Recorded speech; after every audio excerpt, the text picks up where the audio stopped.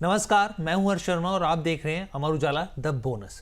Market अपने आप नहीं चलता, उसे चलाने के लिए मजबूत ट्रिगर की जरूरत होती है और समझदार निवेशक हमेशा अतीत से सीखकर भविष्य की तैयारी पहले से ही करते हैं। और इसमें आपकी मदद कौन करता है? Amar Ujala the bonus. अब बाजार में आगे क्या होने वाला है, कहाँ मौके हैं, कहाँ चुनौतियां हैं, तमाम संभावनाओं पर बात करने के लिए हमारे साथ market veteran Sunil Subramaniam sir जुड़ रहे हैं। सर बहुत बहुत स्वागत है, थैंक यू सो मच कि आपने अपना समय दिया। और सर शुरुआत मैं करूं, लेकिन उससे पहले सबसे पहले मैं आपको हेड्स ऑफ करना चाहूँगा, क्योंकि पहले आपने पीएसयू बैंकों पे जो कॉल दी वो बहुत ज़बरदस्त चली और मेरे ख्याल से 2 हफ्ते पहले ही हम लोग चर्चा कर रहे थे। सर आपने बोला रियलिटी सेक्टर को फोकस करना चाहिए और मैं देख रहा हूँ 8 से 10% की तेज़ी सर यहाँ पर भी आई है। तो सर बहुत बढ़िया सर, और आपसे जब भी चर्चा करते हैं ना सिर्फ हमें बल्कि दर्शकों को भी यहाँ पर फ़ायदा मिलता ही मिलता है। अब सर सबसे पहला मेरा सवाल आपसे ये सुनिए सर, क्योंकि तमाम जो घटनाक्रम था वो घूम रहा था ईरान, इजराइल और अमेरिका के युद्ध के बीच। अब कुछ बचा है सर या फिर खत्म, माने बस खत्म के कगार पर आ गए? आई थिंक आप देखें तो पिछले एक हफ्ते से करीबन आप समझें कि तेल का दाम करीबन 95 के लेवल पे आगे पीछे उधर ही चल रहा है। right? तो जितना भी आपने उधर tweet, fake tweets, response, ceasefire की फेलिंग जो भी देखी आपने, तेल उतना रिएक्ट नहीं कर रहा है। तो मेरे ख्याल में ऐसे माहौल में तेल एक अच्छा इंडिकेटर होता है कि क्या वो, क्योंकि जो तेल के दाम हम देखते हैं वो फ्यूचर्स का दाम है, स्टैंडर्ड प्राइस का नहीं है। तो एक फ्यूचर का प्रेडिक्शन या मार्केट की सोच आप कह सकते हैं। कौन सी मार्केट? क्रूड ऑयल की मार्केट, राइट। मगर उसके बेसिस के ऊपर ही स्टॉक मार्केट्स भी रिएक्ट करते हैं। तो अगर क्रूड मार्केट को रीड करें तो कुछ भी हो, क्योंकि खबरें, बुरी खबर तो बहुत थी, सीजफायर का फेलियर था, फिर जो कतार में गैस के जो डैमेज हुआ था उसको 3-4-5 साल लगेंगे वापस आने में, ये लगा था। और फिर खबर आई कि जो एम्बार्गो लग गया तो ब्लॉकेड, फिर वो रशिया और ईरान से हमें तेल खरीदने के लिए जो एक रिलीफ मिली थी वो भी हटा दिया जाएगा। तो कितनी भी तरह की खबरें आई फिर भी तेल वहां से हटा नहीं, वो पिछाने के लिए। तो ये इंडिकेट कर रहा है कि ओवरऑल मार्केट्स की सोच यही है कि अब वॉर खत्म होगा। शायद उसकी एग्जैक्ट टाइमिंग प्रेडिक्ट करना मुश्किल होगा, मगर वॉर खत्म होगा। तो मैं समझता हूं कि ज्यादातर अब लोग एक वॉर का द एंड देख रहे हैं। तो क्या होता है कि एक इम्पेशंस ओवर पेशेंस अभी आ गया है कि रिटेल निवेशक, तो आप देखें तो मार्केट में 3 तरह के पार्टिसिपेंट्स होते हैं, FIS, DIS और PL और HNI, ब्रॉडली आप देखें। तो मैं क्या देख रहा हूं कि जो ट्रेंड इस हफ्ते का ट्रेंड ही देखे तो FIS ने अपनी सेलिंग कम कराया है और धीरे धीरे थोड़ी बाइंग, 300-400 करोड़ बहुत बड़ी, बहुत धीरे धीरे। मगर अगर आप सेपरेट करें बाइंग और सेलिंग का, तो बिगनिंग लास्ट वीक में देखे, अप्रैल फर्स्ट वीक में देखे तो 35% बायर्स थे, 65% सेलर्स थे बाय वैल्यू, और जो डिफरेंस था 30% वही नेट, आपको नेट नेगेटिव नंबर की शुरुआत से आई थी। अब इस हफ्ते की बात करें तो मैं देख रहा हूं कि करीबन 45-55 या इवन 48-52 कई दिनों, यानी सेलर और बाइंग ऑलमोस्ट इवनली मैच्ड है, इसलिए वो डिफरेंस कम हो गया। तो अलग अगर बाइंग का ही ट्रैक देखें, क्योंकि FIS में क्या होता है, एक FI सेल कर रहा होता है, दूसरी FI बाय कर रहा होता है। में ऐसी बात नहीं है। मैं आता हूं DS के ऊपर। तो जल्दी से मैं कहूंगा कि जो बायर की आंकड़े हैं वो धीरे धीरे बढ़ती जा रही है जी। अभी थर्सडे का आंकड़े देखे तो 400 करोड़ था, मगर उसमें 20,000 करोड़ की बाइंग और 20,000 करोड़ की सेलिंग।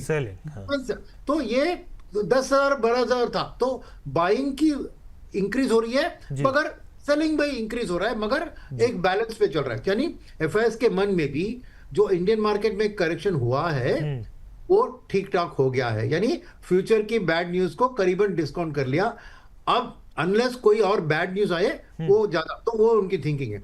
और रिटेल की देखें, पिछले हफ्ते की अगर आप मार्केट की परफॉर्मेंस जो अच्छी रही थी, मगर मेरे खास करके मैं ड्रॉ करूंगा अटेंशन को एडवांस डिक्लाइन रेशियो के ऊपर।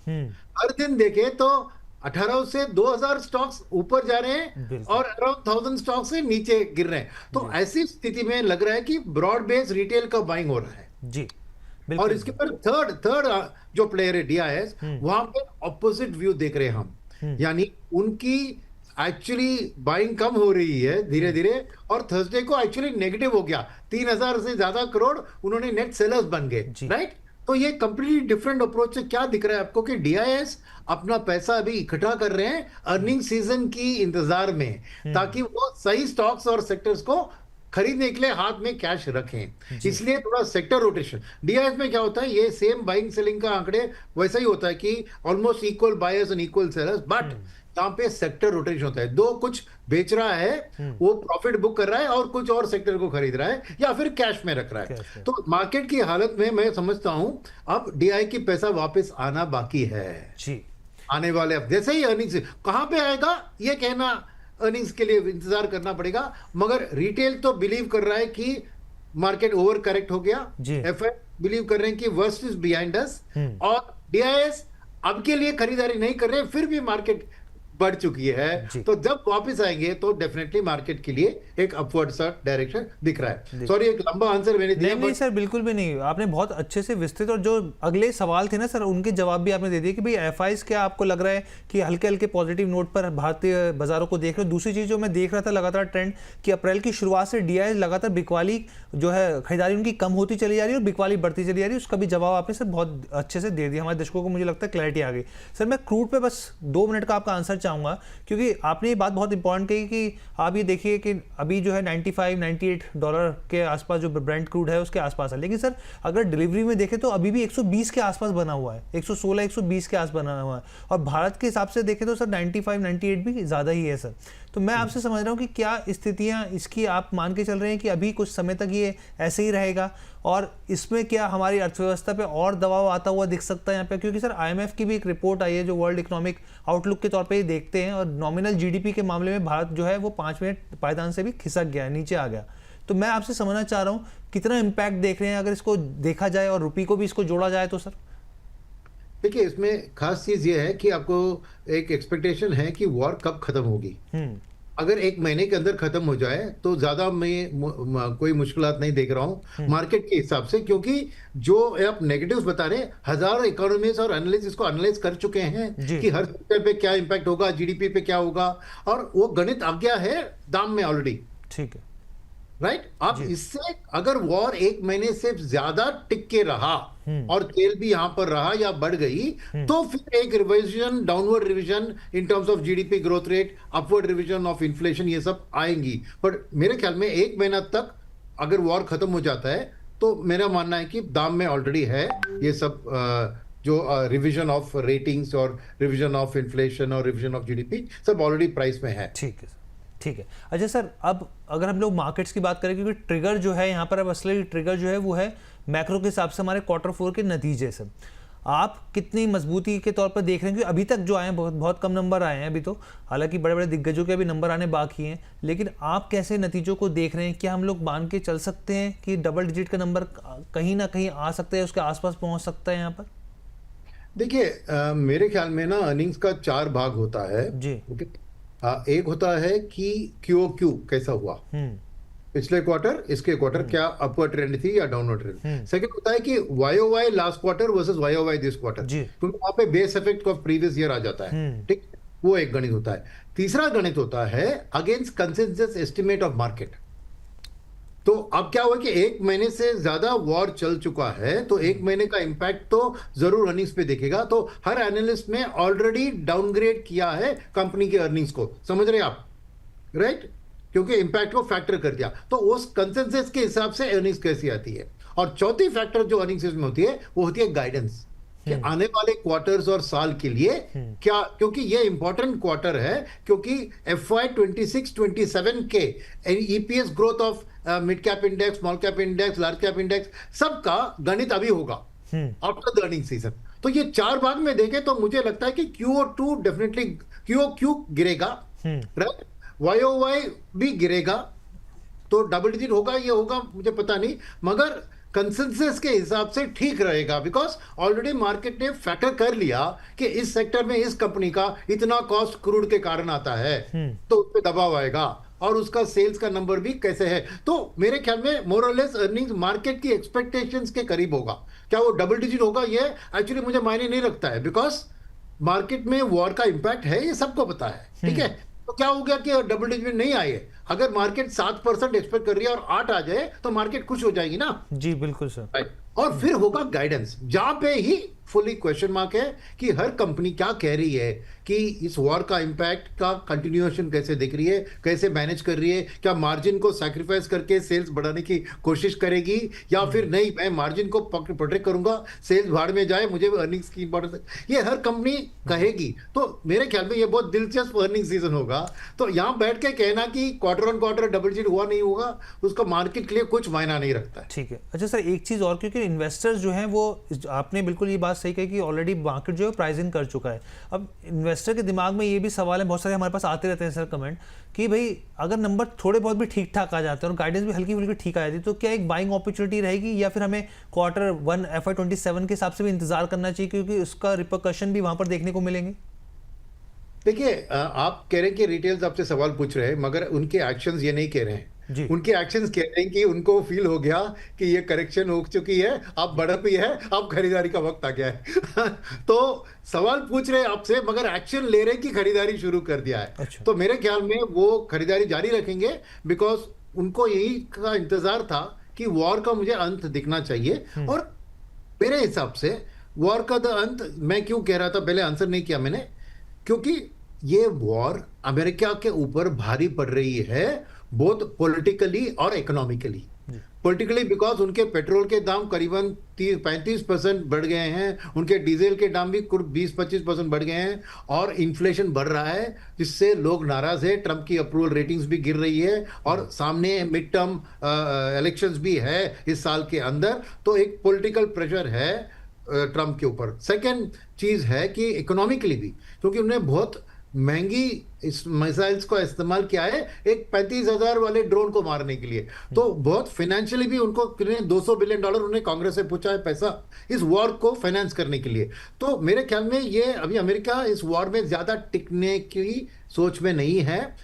जितनी जल्दी हो सके कुछ ना कुछ विन डिक्लेयर करके निकल जाओ, ये सोच बढ़ रही है। तो मेरे ख्याल में वॉर उतना देर तक और 1 महीना तक नहीं चलेगा, तो डेफिनेटली माहौल बदलेगा। तो रिटेलर जो खरीदारी कर रहे हैं वो इस एंटिसिपेशन में कि वॉर की एंड हो जाएगा तो FII दोनों आके खरीदेंगे, तो अब खरीदना अच्छा होगा। ये सोच उनके मन में आ चुकी है, डेटा देख रहा हूं मैं। और मेरे ख्याल में अर्निंग्स से लेकर रिटेल को कुछ करने की जरूरत नहीं है, बिकॉज वो उनका एनालिसिस का उतना क्षमता नहीं है। वो ट्रेंड देख रहे हैं, बाकी लोग खरीदेंगे उससे पहले मैं खरीदूं, राइट।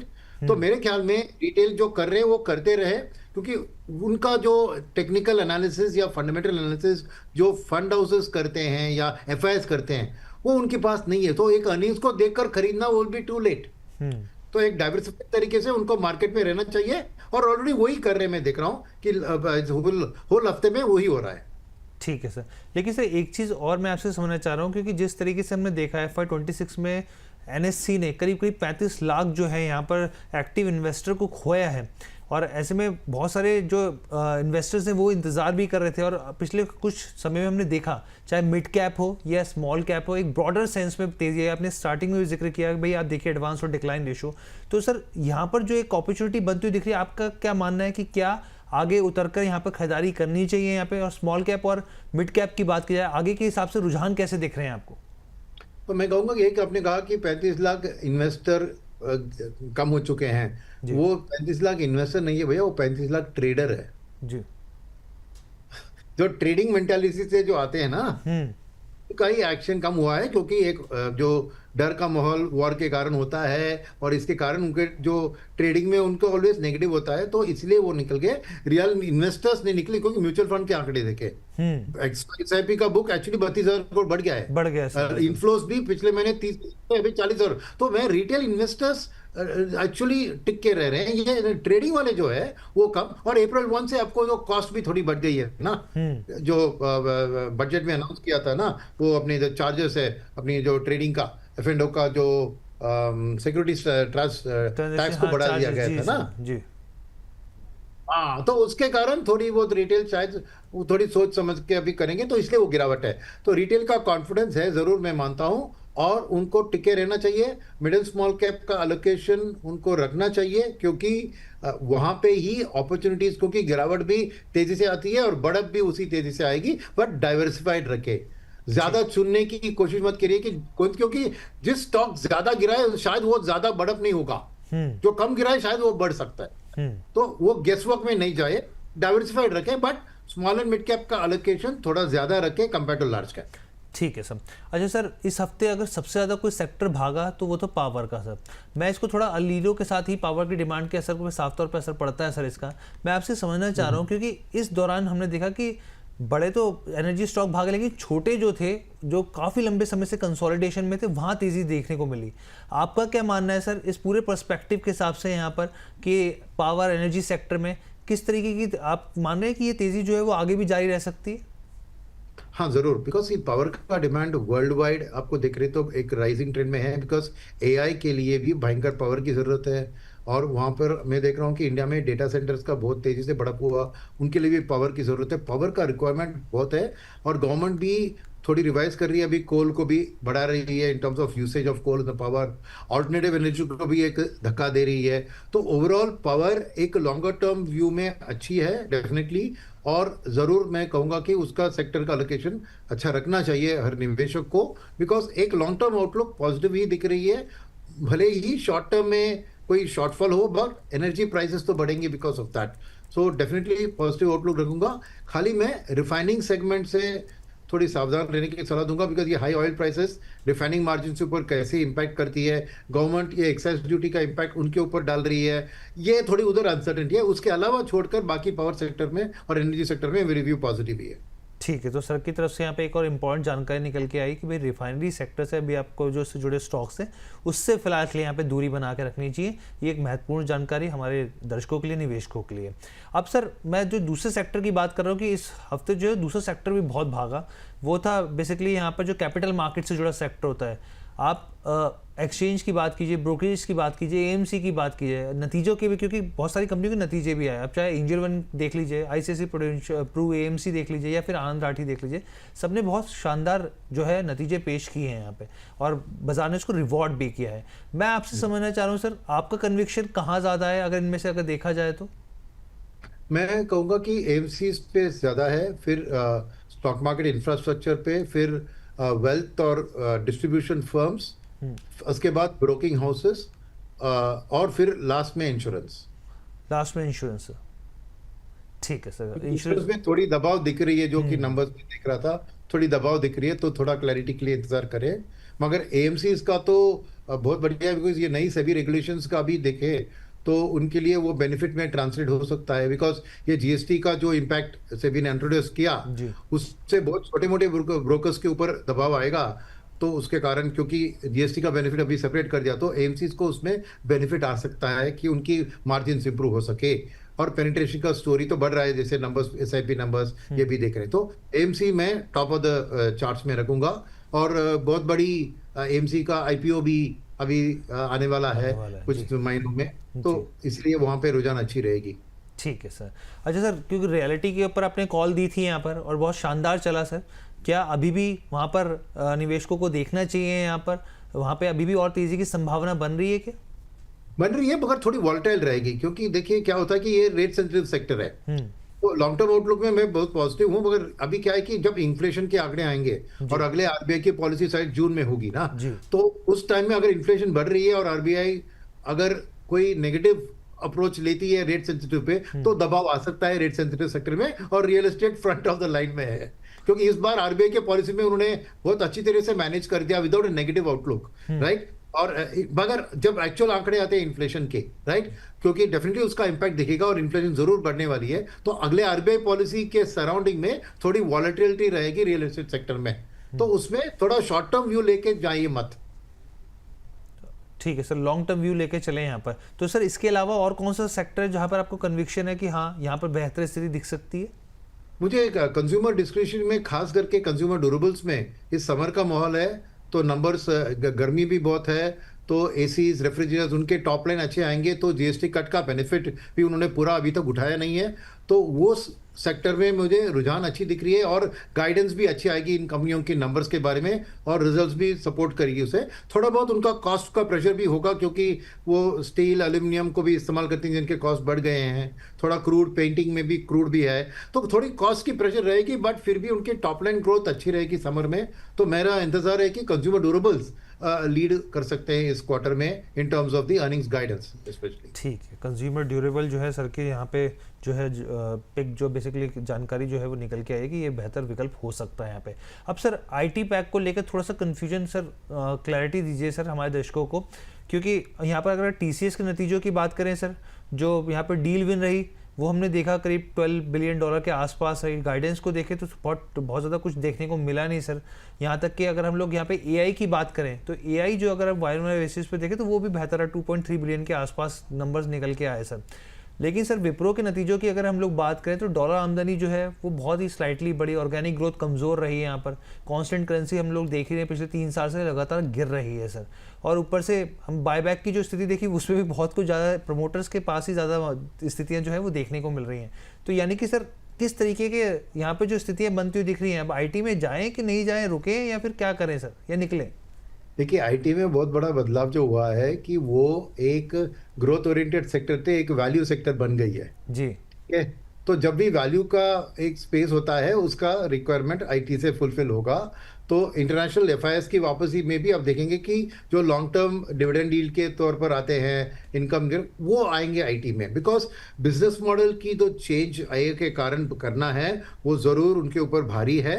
सेकंड, कंपनियों को भी इस अर्निंग सीजन में दिखाना है कि एआई का चैलेंज को कैसे वो मीट करने वाले हैं। क्या वो बड़ी एक्विजिशंस की बात करते हैं, क्या पार्टनरशिप्स की बात करते हैं, और कैसे वो लेबर फोर्स को मैनेज करने वाली है in terms of reskilling them for AI. तो ये अगर कंपनी को अवॉइड करती है ना तो उसके ऊपर नेगेटिव माहौल जरूर बनेगा, बिकॉज ईगरली एफआईएस खास करके वेट कर रहे हैं कि कौन सी आईटी कंपनी इस एआई के मामले में आगे बढ़ने वाली है, बिकॉज सभी का बैड टाइम नहीं होगा। कुछ एआई में कंपनीज उसको अडॉप्ट करके आगे बढ़ेगी, पर कौन सी कंपनी ये कहना मुश्किल है, इसलिए हर कंपनी की अर्निंग्स को स्टडी करने की जरूरत है। सेकंड है कि जो करेक्शन ऑलरेडी हो चुका है इसलिए वो वैल्यू जोन में आ गई है। और सेकंड थर्ड चीज है कि देखिए क्या हुआ कि इस हफ्ते में भी देखे कुछ 2-3 दिन आईटी अच्छी चली, फिर एक दिन थोड़ी अच्छी नहीं चली, क्योंकि क्या है कि ये फॉरवर्ड करेंसी के ऊपर डिपेंड होता है। ठीक है, आरबीआई ने बहुत सारे शॉर्ट टर्म में मेजर्स लिए हैं करेंसी को कंट्रोल में रख के, और फ्राइडे को देखा आपने कि अराउंड 93 के नीचे 92, 90 वहां पे आ गई थी। तो करेंसी स्पॉट में बहुत स्ट्रेंथन हो रही है। मगर आप देखें तो फॉरवर्ड में एक्चुअली रुपी वीकन हो रही है।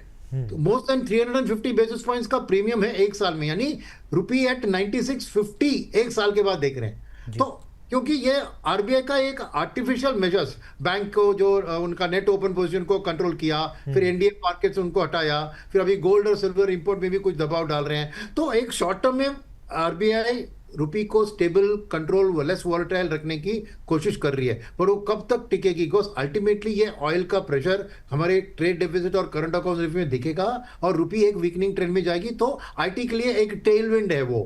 तो इसीलिए जब भी वो आपको वो एक लॉन्ग टर्म में थोड़ी डिप्रेशन दिख रही है तो आईटी सेक्टर को सपोर्ट मिलेगा, बिकॉज फॉरेनर्स के लिए, एफआईएस के लिए ये नेचुरल हेज है। क्योंकि जब इंडिया में निवेश करते हैं और करेंसी वीकन होता है उनको नुकसान होता है, मगर आईटी कंपनियों की अर्निंग्स जो डॉलर में बढ़ती है तो एक ऑटोमेटिक नेचुरल हेज बन जाता है। तो आईटी के लिए डेफिनेटली एक पर्टिकुलर प्राइस पे बाइंग्स मिलेंगे, तो डाउनसाइड रिस्क ज्यादा नहीं है आईटी में। मगर अब वो ग्रोथ सेक्टर नहीं रहा, इसलिए बहुत ज्यादा छलांग भी आप एक्सपेक्ट मत कीजिए। तो एक सेफ्टी वैल्यू ओरिएंटेड जोन में आईटी अभी है, और उसी हिसाब से एक कस्टमर को भी अपने पोर्टफोलियो में रखना चाहिए, क्योंकि ये एआई का थ्रेट एक लॉन्ग टर्म थ्रेट है, मगर ओवरडन भी है कि as if IT companies existence में नहीं रहेंगे 5 साल के बाद, ऐसी सोच आ रही है इनकी वैल्यूएशंस में। तो मेरा मानना है कि 2-3 साल के लिए इनकी अर्निंग्स ठीक ठाक रहेगी, बट एआई को मैनेज करके, अब्जॉर्ब करके अपनी बिजनेस मॉडल को बदलने की जो भी कंपनीज करती है वहां पे एक ग्रोथ अपॉर्चुनिटी बन सकती है। मगर उसके लिए हमें अर्निंग सीजन जस्ट इस क्वार्टर का नहीं, कमिंग क्वार्टर्स में ट्रैक रखना पड़ेगा। तो मेरा मानना है कि आप आईटी को वैल्यू सेक्टर के तरह ट्रीट कीजिए, और के पोर्टफोलियो में उसका क्या हिस्सा आपको चाहिए, हर निवेशक का अलग अलग होता है, उस बेसिस पे आप उसमें एलोकेशन दीजिए। ठीक है सर, ये बहुत अच्छे से समझा दिया आपने आईटी को लेकर। अच्छा सर, मार्केट्स को लेकर मैं समझना चाहता कि जैसे बहुत सारी रिपोर्ट्स आ रही हैं, प्रिडिक्शंस किए जा रहे हैं कि भाई इस साल के आखिरी तक यहाँ पे जो है निफ्टी इस लेवल तक जाता हुआ देख सकते हैं। सर आपका कोई प्रिडिक्शन है इस लिहाज से देखा जाए कि, क्योंकि स्थितियाँ जो धीरे धीरे हल्की हल्की पॉजिटिव हो रही है, हालांकि किसी को नहीं पता होता कि क्या होगा सर अगले पल, लेकिन फिर भी सर आपका अनुमान क्या कहता है? देखिए, इस लेवल से तो बढ़ना चाहिए, मगर क्या लाइफ टाइम हाई वापस दिसंबर के अंदर पहुंचेगा, हम्म। ये कहना मुश्किल है। बिकॉज 2000 पॉइंट की गैप है ना, जी। ठीक है, लाइफ टाइम हाई। और 2000 पॉइंट, आप 24,000 के ऊपर, तो एक बहुत स्ट्रांग ग्रोथ होना चाहिए उस लेवल को पहुंच करने के लिए। तो जल्दी वॉर को खत्म होना चाहिए, फिर इन्फ्लेशन को काबू में रहना चाहिए ताकि आरबीआई भी सपोर्टिव रहे। तो ये सब चीज बहुत अनसर्टेनिटीज है, इसलिए आज बैठकर एक लेवल कहना, साल के बिगनिंग में तो लेवल सबने 30,000 जी 29,000 दे दिया था।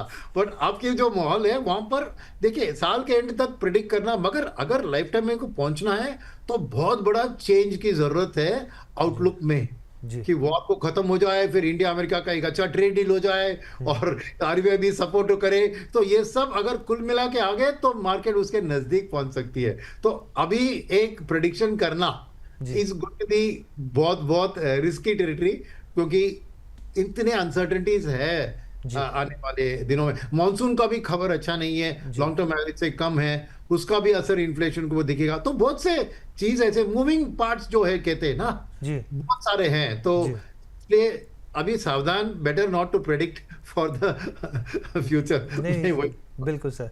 और जब आपने बिल्कुल सही कहा सर, क्योंकि जो इसके लेवल्स है 26,373 देखने के लिए लेवल्स है, लेकिन बहुत दूर की कौड़ी दिखते हैं जिस तरह की स्थितियां हैं यहाँ पर। बिल्कुल सर। सर क्योंकि यहाँ पर आप बात करते हैं यहाँ पे कि तमाम तरह की अनसर्टेनिटीज़ के बारे में, क्योंकि जो पूरा युद्ध हुआ सर, इसका असर हमारी भारतीय खेती पर भी साफ तौर पर देखने को मिल रहा है। और हम लोग देख रहे हैं उत्तर भारत में गेहूं को लेकर जो है कई तरह की चुनौतियां बनी है। डीजल की कमी है सर, ट्रांसपोर्ट की दिक्कतें हम लोग देख रहे हैं, फर्टिलाइजर की कमी पर आप लगातार बात कर रहे हैं, हम लोग यहाँ पे दर्शकों को भी बता रहे हैं। अब सर इसके जो फसल की कटाई है उसको लेकर लगातार जो खबरें आ रही है, और जो बुआई है आने वाले टाइम में उसको अनिश्चितता लेकर बनी हुई है सर। फर्टिलाइजर सेक्टर है सर, एफएमसीजी सेक्टर है सर, ट्रैक्टर है, यहाँ पर बहुत सारी चीज़ें, पूरा एक आपस में पूरा बहुत बड़ा सेक्टर हो जाता है सर। क्या सर इसमें आपको लग रहा है कि दबाव आ सकता है आने वाले समय में? जरूर आ सकता है, बिकॉज जैसे आपने कहा, उधर एक तो मैंने बताया ना, कतार में गैस की फुल प्रोडक्शन आने में 3 से 5 साल लगेंगे 5 साल करके लगे। खबर आ रही है। जी तो गैस बहुत जरूरी है नाफ्ता प्रोडक्शन के लिए, यूरिया में जो आता है। जी तो डेफिनेटली आपको उस दबाव दिखेगा। और अब क्या है कि एक पूरा दबाव फुल्ली दिखा नहीं, क्योंकि ये इलेक्शन का माहौल है। जी जैसे ये इलेक्शन खत्म होती है, मेरे ख्याल में पेट्रोल डीजल का रिटेल में थोड़ा तो दाम बढ़ने की एक डिसीजन गवर्नमेंट को लेना होगा, बिकॉज नहीं तो फिस्कल डेफिसिट पे बहुत दबाव आ जाएगी, नंबर 1। नंबर 2 है कि क्या एमएसपी को भी रेस करना पड़ेगा। अब एमएसपी को रेस करेंगे तो फार्मर्स के लिए वो एक कॉम्पनसेशन की तरह हो जाएगी, मगर रिटेल इन्फ्लेशन के लिए वो हानिकारक होगी। तो अगर एफएमसीजी के लिए वो पॉजिटिव रह सकता है, बिकॉज अगर एमएसपी बढ़ा गया तो रूरल इनकम्स भी स्टेबल रहेंगे ना। जी तो पोस्ट इलेक्शन की जो हम एक शो करते हैं, तब देखेंगे कि क्या गवर्नमेंट ने कितना पास ऑन किया पेट्रोल और डीजल, बिकॉज आप तो एक्साइज ड्यूटी कट करा के वो एक सावधान स्थिति को रख रहे हैं। एंड ओनली एलपीजी में थोड़ी शॉर्टेज की थोड़ी जो भी बात हो रही है वही हो रही है, मगर definitely inflationary impact through food and fuel. और इसीलिए देखा आपने, आरबीआई भी उसको हटाने की कोशिश कर रही है। आपने नोटिस किया होगा, आरबीआई की गवर्नर की स्पीच में उन्होंने कहा कि अब के बाद हम कोर इन्फ्लेशन का भी अलग आंकड़े शो करेंगे, क्योंकि कोर क्या होता है, फूड और फ्यूल को हटा के वो होता है कोर। जी तो आरबीआई को पता है कि ये फूड और फ्यूल उनके कंट्रोल में नहीं है, इंटरेस्ट रेट के कंट्रोल में नहीं है। तो इसलिए उनका फोकस भी अभी कोर इन्फ्लेशन को कंट्रोल करने में धीरे धीरे बदलते हो देख रहा, और फूड और इसका वो छोड़ देंगे अपनी कैलकुलेशन से। जस्ट ट्वीट डोनाल्ड ट्रम्प ने डाला है सर कि Iran has just announced that the state of Iran is fully open and ready for full passage, thank you. हालांकि सर हम लोग सब जानते हैं कि ट्रम्प के ट्वीट्स पे बहुत ज़्यादा हम लोग टच नहीं कर सकते, लेकिन अगर ये स्टेट ऑफ हॉर्मुज सर खुल जाता है पूरे तरीके से, तो फिर क्या स्थितियाँ बनेंगी सर? फुल्ली खुल जाता है और होता है तो तेल 95 से लेकर 85 तक गिर सकता है। जी तो वो एक पॉजिटिव है। और हमारे लिए तो नेचुरली करेंसी के ऊपर उतना कारण दबाव भी कम होगा। जी तो मैं मानता हूं कि डेफिनेटली एफआईएस की खरीदारी ये 400-500 करोड़ से लेकर 2000-3000 करोड़ तक तो बढ़ सकती है, तो वो ही मार्केट के लिए बहुत बड़ा एक सपोर्टिव चीज होगा। अगर ये सच है, ये ट्वीट जी और उसके रिस्पांस, तो definitely it is good news. मगर जैसे आपने कहा जी कि क्या अगले ट्वीट तक ही वैलिड है, क्वार्टर से क्वार्टर तक कहते हैं, अब अभी तो ट्वीट से ट्वीट तक ही हमारी सोच। Trump is always chicken out sir. नहीं, वो एक बात है, और वो पहले भी उन्होंने किया कि उन्होंने न्यूक्लियर का पुल सरेंडर करने के लिए तैयार है, और फिर ईरान ने क्लैरिफिकेशन किया कि ऐसा कुछ बात नहीं है। तो इसलिए आप इसका ट्रम्प का ट्वीट आया, अभी ईरान के ट्वीट के लिए इंतजार कीजिए, वो क्या कह रहे हैं इसके बारे में। ठीक है सर, ठीक है, thank you so much sir, बहुत बहुत धन्यवाद सर, आपने अपना कीमती समय दिया और आपके साथ हमेशा बात करके बहुत मजा आता है सर, बहुत कुछ सीखने को मिलता है। Thank you so much. Thank you. तो ये ओवरऑल शो था, उम्मीद करते हैं आपको पसंद आया होगा। तमाम सेक्टर्स पर हमने कोशिश करी कवर करने की। आप देखिए, अपने कमेंट भेजिए और मुझे इजाज़त दीजिए। धन्यवाद।